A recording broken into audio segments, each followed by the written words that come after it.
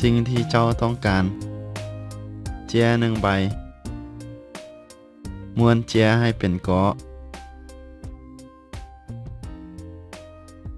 เอาท่อแจมาใส่ตาข้างหนึ่งมื่นตาทั้งสองเบื้องและเบิ่งไปซื่อๆยกมืออีกครั้งหนึ่งขึ้นมาติดกับท่อแจเลื่อนมือเข้ามาหาตาอย่างช้าๆเจ้าเห็นยังย้อนยังจึงเห็นเป็นแนวนั้นเอามือปิดตาข้างหนึ่งไว้ตาเบิ่งไปซื่อๆสังเกตสิ่งที่เจ้าเห็นไกลที่สุดแต่ทางซ้ายหาขวาโดยที่ตาและหัวบ่ให้เลี้ยวซ้ายเลี้ยวขวาเฮ็ดแบบเดียวกันกับตาอีกครั้งหนึ่ง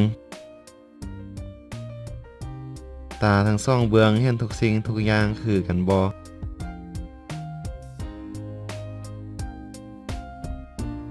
ย้อนยังจึงเห็นเป็นแนวนั้น